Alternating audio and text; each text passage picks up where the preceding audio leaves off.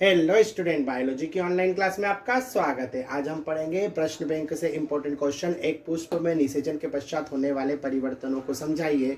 तो ये क्वेश्चन आपको करना चाहिए और ये ऑब्जेक्टिव में भी बहुत इंपॉर्टेंट होता है कि डायरेक्ट पूछ लिया जाता है कि किस रचना से क्या बन रहा है। जैसे जायगोट निषेचन के पश्चात क्या बनाता है, या बीजांड से निषेचन के बाद बनता है, निषेचन के पश्चात बीजांड परिवर्तित हो जाता है, निषेचन के बाद फल किससे बनता है। तो इस तरह से ऑब्जेक्टिव क्वेश्चन भी इसमें बनते हैं।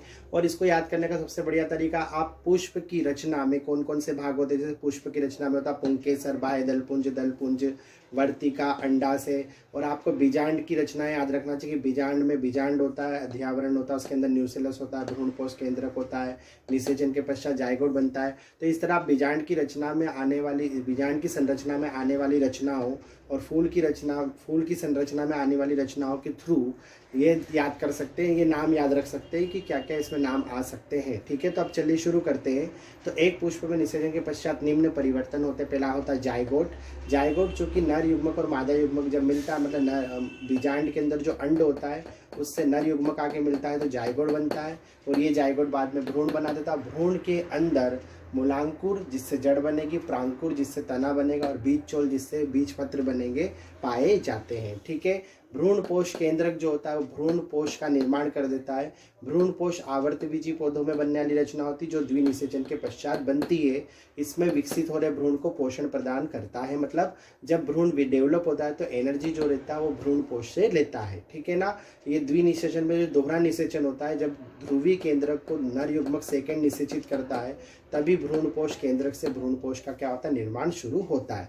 ठीक है, न्यूसेलस जो होती है बीजांड का मुख्य भाग होता है। और ये न्यूसेलस जो होता है, भ्रूण जब पूर्ण विकसित होता है तब तक न्यूसेलस क्या हो जाता है, समाप्त हो जाता है। लेकिन कभी कभी क्या होता है, किन्हीं पुष्पों में ये समाप्त नहीं होता है, इसे पेरिस्पर्म कहते हैं और ये भी भ्रूण को पोषण देने का कार्य करता है। ठीक है, लेकिन ये बहुत कम प्लांट में होता है ऐसा। अध्यावरण मतलब बीजांड के ऊपर जो आवरण रहता है उसको अध्यावरण कहते हैं।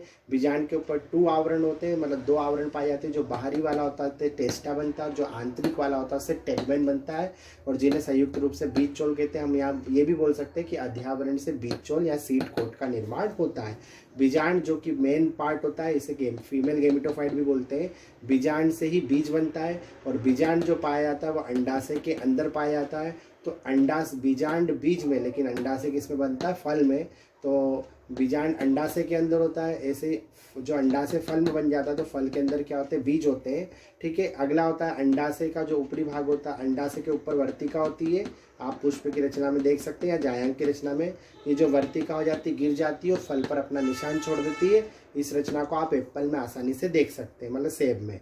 अन्य भाग जैसे पुष्प के अन्य भाग होते हैं पुंकेसर, बाह्य दलपुंज और दलपुंज गिर जाते हैं, किन्हीं पौधों में लगे भी रहते हैं। ठीक है, तो उम्मीद है आप समझ गए होंगे कि एक पुष्प में निषेचन के पश्चात क्या क्या परिवर्तन होते हैं। जायगोट से बनता है भ्रूणपोष केंद्रक से भ्रूणपोष, न्यूसेलस हो जाता है समाप्त, अध्यावरण से हो जाता है बीज कोट, मतलब सीड कोट बनते हैं, बीजांड से बीज बनता है, अंडाशय से फल बनता है, वर्तिका गिर जाती है और अन्य भाग भी क्या हो जाते हैं, विकसित पुष्प के अन्य भाग क्या हो जाते हैं, गिर जाते हैं। ठीक है, तो अब मिलते हैं नेक्स्ट वीडियो में, तब तक आप पढ़ते रहिए। Best of luck for your exam.